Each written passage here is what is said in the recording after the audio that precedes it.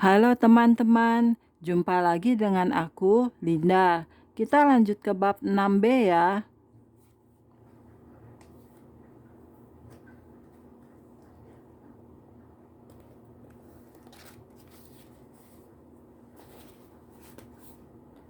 Oke, mari kita mulai.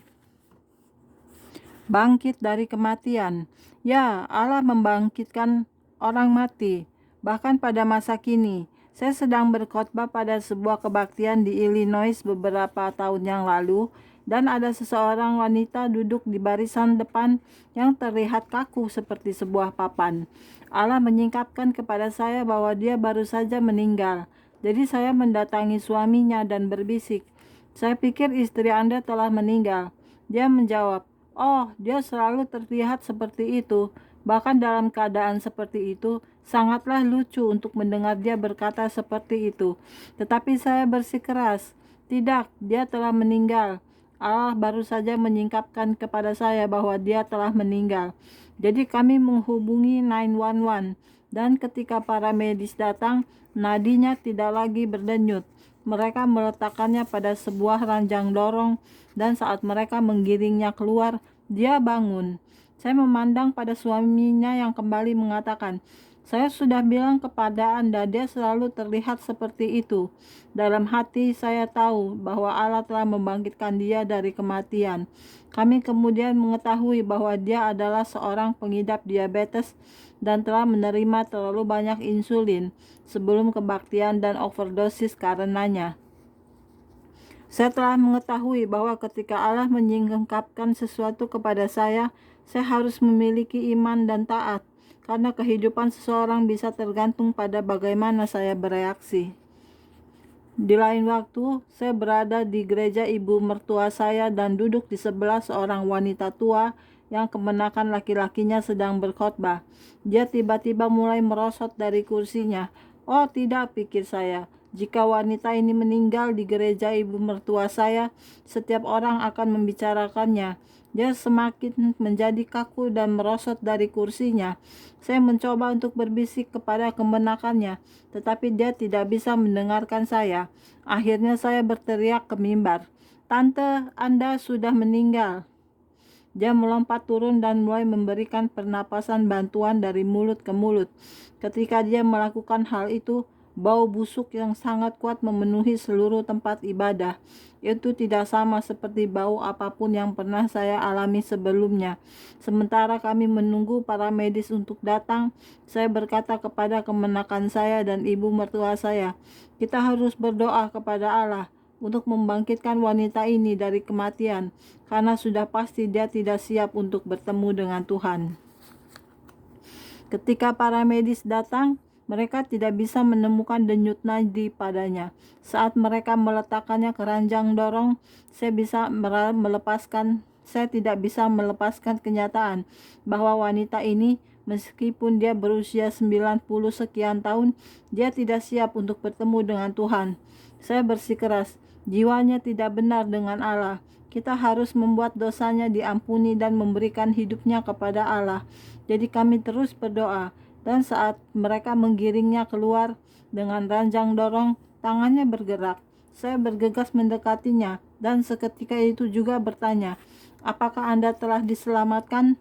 Jika belum, Anda perlu diselamatkan sekarang, dan memberikan hidup Anda kepada Allah."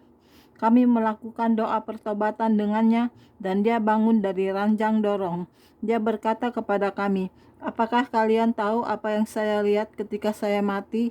Jiwa saya keluar dari tubuh saya, dan saya mengambang melintasi ruangan ini, dan melihat kalian semua saat kalian mendoakan saya dan memberikan pernapasan bantuan kepada saya. Ketika kalian berdoa kepada Allah agar jiwa saya kembali ke tubuh saya, terasa bahwa saya tidak memiliki kendali atas diri saya. Jiwa saya langsung kembali ke dalam tubuh saya. Ini hanyalah satu bukti dari sekian banyak hal yang dapat Allah lakukan."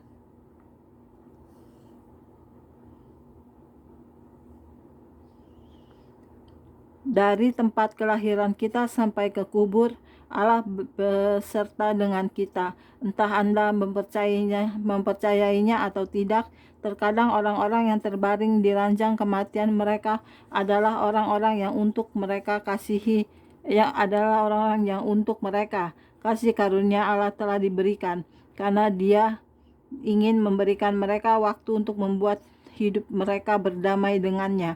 Kita harus belajar untuk mengambil kekuasaan atas kematian. Ketika kita berdoa dalam Roh Kudus, Dia tahu doa yang sempurna yang perlu kita doakan untuk seorang yang sekarat. Anda harus memiliki iman dalam area pelayanan apapun yang Allah panggil untuk Anda jalani, karena itu berarti melayani berbagai kebutuhan orang lain. Jika Anda mengidap kanker dan beberapa penyakit lainnya yang akut, Anda harus mulai mengklaim mujizat, terlepas dari seperti apakah itu kelihatannya secara alami. Suatu kali ketika saya berpergian ke luar negeri, saya menjadi begitu sakit. Saya begitu lemah sehingga saya hampir tidak dapat bergerak. Saya seketika mulai menghardik iblis, karena dia mencoba untuk memenuhi pikiran saya dengan segala jenis laporan jahat. Bahkan ketika saya belum mengunjungi dokter untuk melakukan diagnosa. Ketika Anda mulai mengutuk pekerjaan kegelapan, para malaikat mulai bekerja. Saya mengambil keputusan bahwa saya akan mengunjungi dokter. Para dokter melakukan MRI, tes diagnosa yang memberikan gambaran rinci tentang potongan otak dan saraf tulang belakang kepada saya, dan tidak dapat menemukan apapun yang salah pada diri saya. Namun tetap saja saya masih merasa begitu sakit, sehingga saya hampir tidak dapat mengangkat kepala saya. 6 hari berlalu, kemudian pada suatu malam, saya bermimpi melihat Yesus pada salib. Saya melihat Dia ditusuk dari samping, dan kemudian Dia berbicara kepada saya dalam mimpi itu dan berkata, "Oleh bilur-bilurku, engkau menjadi sembuh." Dia mulai menjelaskan kepada saya, "Anakku, ada jamur pada paru-parumu, dan engkau harus mengutuknya dalam namaku, dan aku akan menyembuhkanmu." Jadi saya mulai melakukan hal itu dalam mimpi. Saya mengutuk kesakitan dalam nama Yesus dan meletakkan kepercayaan saya di dalam Dia untuk menyembuhkan saya. Saya bangun keesokan harinya dengan tenaga yang tidak pernah saya rasakan untuk waktu yang begitu lama. Seluruh kelemahan saya sepenuhnya hilang.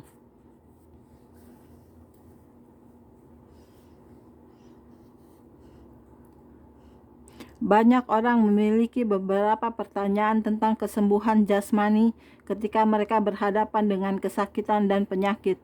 Dan untuk menyimpulkan bab ini, saya ingin menjawab beberapa dari keprihatinan ini.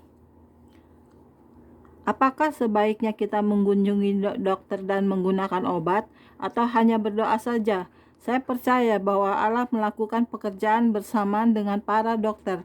Ada banyak dokter dan perawat yang dipenuhi dengan Roh Kudus.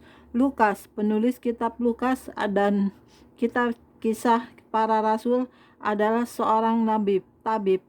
Sebagai tambahan, banyak kehidupan yang telah diselamatkan melalui obat. Orang-orang yang tidak mengenal Tuhan mengunjungi para dokter dan disembuhkan dari sejumlah penyakit. Kebanyakan dari kita yang mengenal Tuhan diuntungkan dari pengobatan medis juga.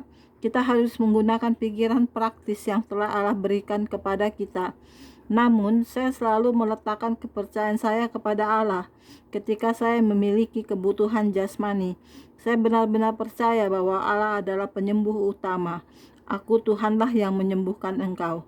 Sebagai contoh, saya mengunjungi seorang dokter Kristen dan dia mendapati bahwa saya memiliki masalah jantung. Kami berdoa dan Allah menyembuhkan saya dari masalah ini. Orang-orang lain yang memiliki kondisi jantung yang buruk telah disembuhkan dalam beberapa pertemuan saya sejak hal ini terjadi.